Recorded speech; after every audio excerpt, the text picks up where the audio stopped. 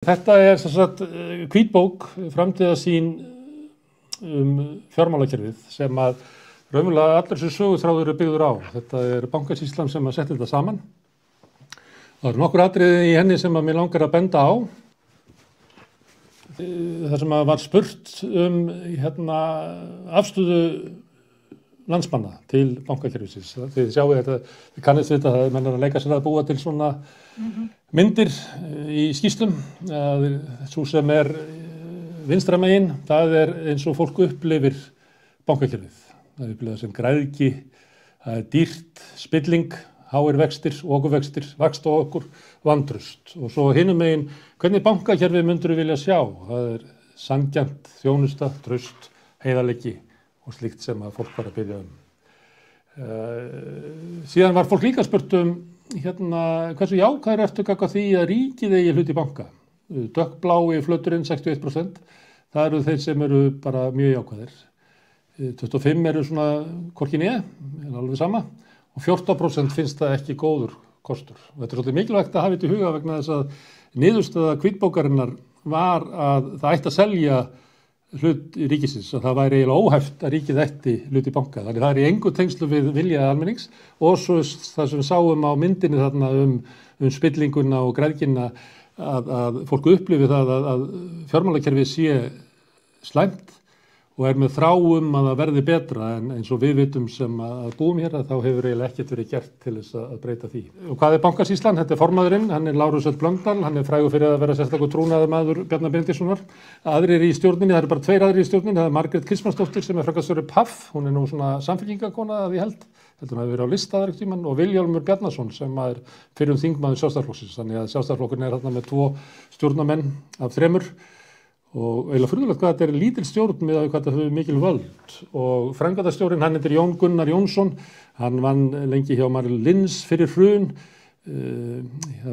fáir sem að þekkja til þessa manns, en þetta fólk, það raunverulega setur saman þessa skýrslu og leggur hana fram og það ríkisstjórnin sem að lætur eins og að þau verða að fylgja því eftir. Það hafa verið 2 útboð, fyrsta útboðið var í síðastliðið sumar, það kostaði 1700 milljónir að gera það, af því að þóknunin kemur svolítið fram í seinna umferðinni líka. Það var 35% hlutur seldur og 55 milljarða á genginu 79. Þá bentu menn á það á meðan að útboðið var í gangi, þetta var allt og lágt og það var ekki bara einhverjir sósíalistar eða einhverjir fólk úr búsaltarbyltingunum sem gerði það, heldur var það bent á þetta til dæmis í viðskiptablaðinu, að þetta væri líklega 20 til 25 milljörðum lægra heldur en raunvirði bankans. Ef við reynum að meta það hvers virði þetta lága verð var, að þá hafa hlutabréf hækkað síðan að þetta var gert 2,5% og ef við tökum tillit til þess að það sé svona bara einhver hreyfing á markanum sem var ósagent að klína upp á Íslandsbanka eða hækkun á þeim, að þá eftir sem áður þá hafa þessi bréf hækkað 33 milljarða umfram hækkun hlutabréfa síðan þá, sem að sýnir það hvað þetta var ótrúlega góður díll að fá að fara inn í þessi kaup. Þeir sem að það fengu voru erlendi sjóðir sem að margir þeirra seldu mjög flott aftur, bara kössuð inn hagnaðinn að þessu, af því að þeir náðu inn bara nokkrum milljörðum bara í kvelli og seldu það og við svo sem vitum ekki alveg hverjum en reiknum með að séu íslenskir fjárfestar, kannski einhver leiti lífeyrissjóðirnir sem tóku líka þátt í þessu. En síðan var það almennt útboð þannig að þeir sem áttu peninga, þeir sem gátu lagt fram 1 milljón til að kaupa hlutabréf, að þeir fengu að kaupa og hagnast. Og það ofta ekki dæmi að 4 manna fjölskyldu í Garðabæ sem keypti fyrir 4 milljónir, en nú á hún líklega 6,5 milljón. En seinna útboðið, þetta fyrra útboðið var gagnrýnt mikið, en seinna útboðið ekki síður, þá var erlendum sjóðum og lífeyrissjóðum boðið að kaupa 22,5% af bankunum með 4% afslætti með að við gengið, það var útboðið fór fram í skjóli myrkurs, það var lokað í kaupallinni að þá var gengi í bankanum 122 en fólki var boðið að kaupa á 117.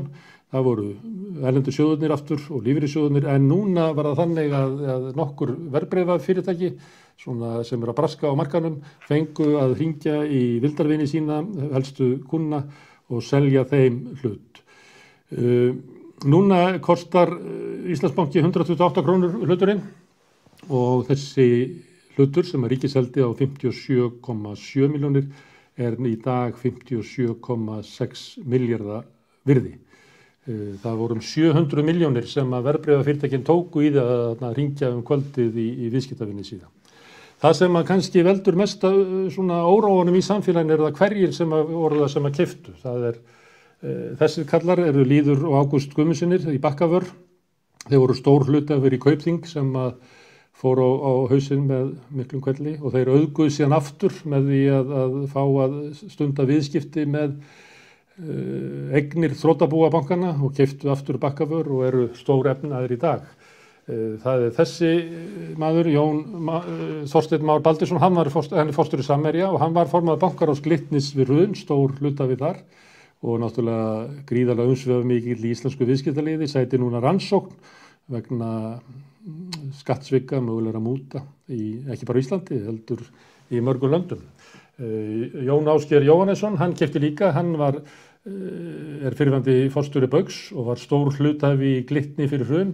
Það talað að bankakerfið, hann sé stærsti lántakandi í íslenska bankakerfisins, að fyrirtæki sem honum tengdust hafi tekið 1000 milljarða láni út úr íslenska bankakerfinu áður á hrundi.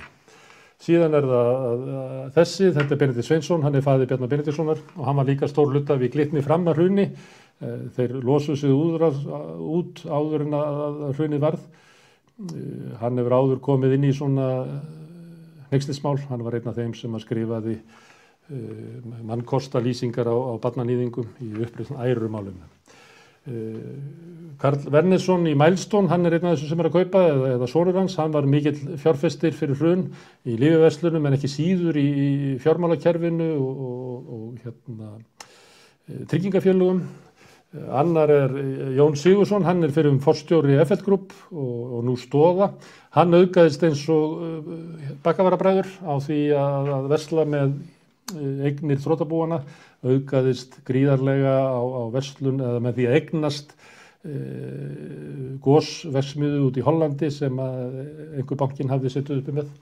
Einn annar Þórður Már Jóhannesson, ég var í Straumi lengi og síðar Glúpi sem var eitt af fyrstu þessum fjárglæra fyrirtækjum sem fór á hausinn bara síðla sumars 2008.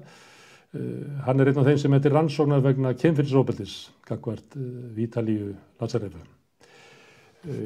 Jakob Valgeir Flósason, hann er einn af þeim sem fekk allra mest afskrifað eftir hrun. Hann hafði verið í útgerð en leiðst síðan inn í brask í bönkunum, keyptar verið svokallaður verið að bera bréf, tekið lán í bönkunum til þess að kaupa bréf og var afskrifað gríðarlega miklu peningar og oft ekki dæmi þessu hvernig menn eignuðust útgerðina sína aftur. Það var náttúrulega hefði náttúrulega kannski verið eðlilegra fyrir bankana bara að taka útgerðina.